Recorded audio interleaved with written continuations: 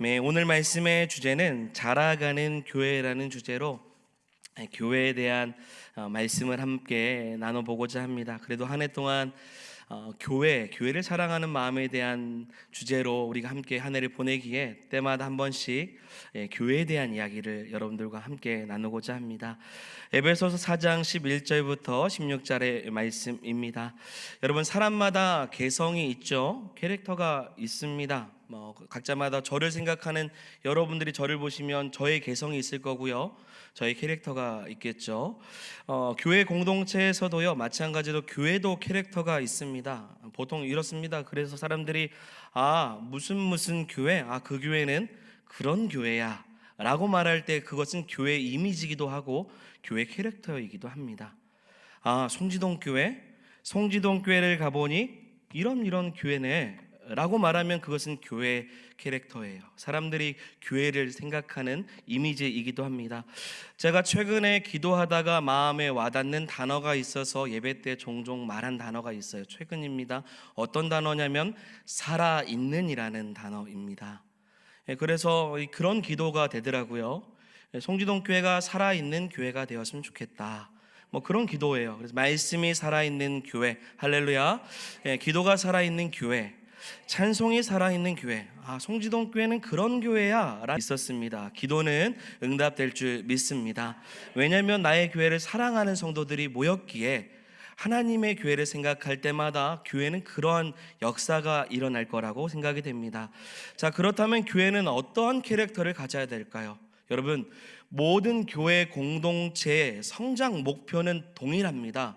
바로 무엇이냐면 그리스도의 뜻을 이루고 하나님의 형상을 이뤄 나가는 거예요. 이건 이 땅에 존재하는 모든 교회가 가져야 될 마음이죠. 그리스도의 뜻을 이루는 것이고 하나님의 형상을 이뤄 나가는 겁니다. 그래서 사도 바울이요, 갈라디아 교인 성도들에게 간절히 소원을 말했어요. 갈라디아서 4장 19절의 말씀입니다. 우리 힘차게 읽어보겠습니다. 나의 자녀들아, 너희 속에 그리스도의 형상을 이루기까지 다시 너희를 위하여 해산하는 수고를 하노니. 아멘. 여기서 너희 속이라고 했는데 결국 무엇입니까? 교회 공동체 속에 그리스도의 형상이 이루어지기를 원한다. 그래서 바울이 고생을 했다라는 거예요. 그 고생은 어떻게 표현했냐면 산모가 아기를 낳는 진통과 같이 힘들고 어려운 과정을 거쳐서 그리스도의 그 뜻을, 형상을 이뤄나가는 일에 내가 힘쓰며 기도했다라는 것입니다. 그렇습니다. 여러분, 교회는 그냥 단체가 아닙니다. 인간관계의 망이 아니에요. 만약 사교적인 모임만 이루어지는 곳이라면 교회는 흔히 말하는 계모임과 같을 것입니다. 교회는 사랑하는 여러분, 그리스도의 몸입니다. 그리고 머리가 되어주시는 그리스도가 드러나야 되고 나타나야 되며 교회를 통해서 세상이 예수 그리스도를 바라봐야 되는 거예요. 그것이 교회가 추구해야 될 모습이에요. 송지동 교회가 그러한 교회가 되길 원합니다. 그래서 교회 캐릭터는요, 그리스도가 되어야 됩니다. 교회는 그리스도의 마음을 가져야 되고요, 교회는 그리스도가 하길 원하는 뜻을 이루는 교회가 돼야 됩니다. 교회는 그리스도께서 기도하신 것처럼 하나님의 나라가 이 땅에 임하는 역사를 보여줘야 돼요. 누군가 이 땅에 있는 교회를 보든지 송지동 교회를 보든지 그리스도의 형상을 반드시 드러내야만이 교회라고 말할 수 있습니다. 우리가 이런 교회를 위하여서 어떻게 해야 될까? 그렇다면 교회가 그리스도까지, 그러니까 오늘 본문으로 말한다면 그리스도의 장성한 분량까지 자라가도록 하는 이들이, 그런 사역자들이 누구냐라는 거예요. 자, 여러분 따라해 보겠습니다. 성도 모두가 사역자입니다. 성도 모두가 사역자가 돼야 되고요, 모든 성도가 그리스도의 장성한 분량까지 자라 나아가야 될 줄 믿습니다. 어떤 사람은 이만큼 자라고 어떤 사람은 이만큼 자라고, 아니죠. 모두가 그리스도의 장성한 분량까지 자라야 돼요. 여러분, 사역자를 가리키는 라틴어는 미니스터라는 단어입니다. 오늘날의 영어로는 이제 목사, 파스터, 미니스터 이렇게 얘기를 하는데요. 하지만 이 말은 원래 헬라어에서는 디아코노스라는 단어를 사용했습니다. 뜻은 뭐냐면 섬기는 자라는 뜻이에요. 섬기는 자. 사역자는 섬기는 자다라는 거죠. 이 뜻은 예수님의 가르침에서부터 온 말씀이고 단어입니다. 마가복음 10장의 말씀인데요, 같이 힘있게 한번 읽어보겠습니다. 너희 중에는 그렇지 않을지니 너희 중에 누구든지 크고자 하는 자는 너희를 섬기는 자가 되고 너희 중에 누구든지 으뜸이 되고자 하는 자는 모든 사람의 종이 되어야 하리라. 아멘.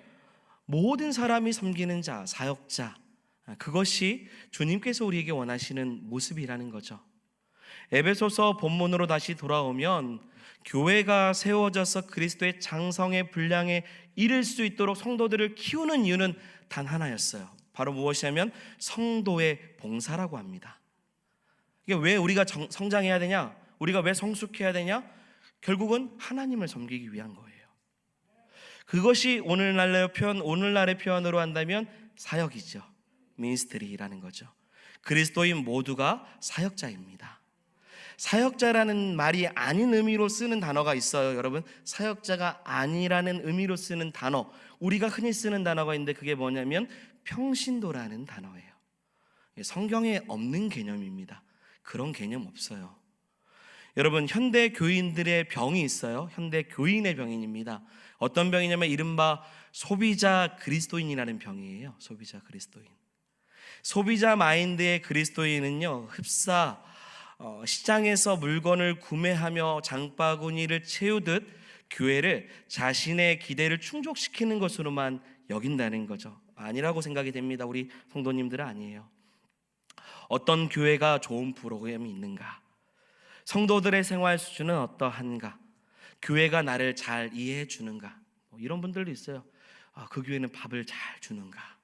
이런 거죠. 현대 교인들은 자신의 이해 관계에서 가장 부합되는 교회에 정착을 하고 소비를 시작합니다. 그러다가 자기 욕구에 교회 공급이 따라오지 않으면 새로운 교회, 새로운 마트를 찾듯이 나아간다는 거죠. 여러분, 하나님은요, 너와 닮은 사람들이 모이는, 그래서 너에게 딱 맞는 교회를 찾으라고 말씀하지 않으셨어요. 하나님은요, 나와 닮은, 하나님을 닮은 교회를 만들기 위해서 너에게 주어진 사역, 그 섬김이 무엇인지를 생각해 보라고 하십니다.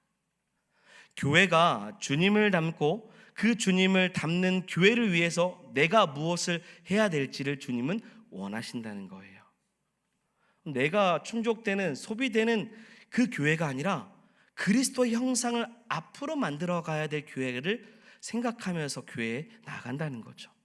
여러분, 그래서 나와 닮은 교회를 찾기보다 사랑하는 여러분, 나의 교회를, 우리 교회를 그리스도를 닮는 교회로 만들어가기 위해서 내가 해야 될 일이 무엇인지를 생각해 볼 수 있는 성도가 되기를 원합니다.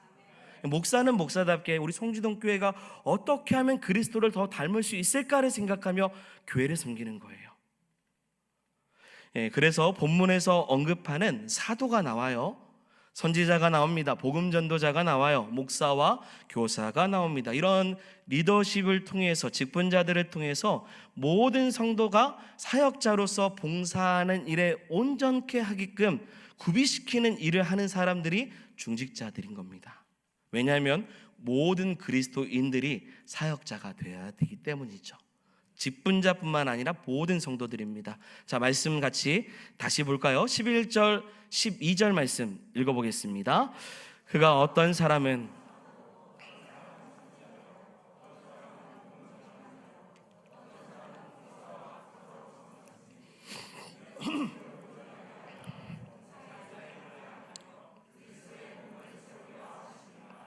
아멘.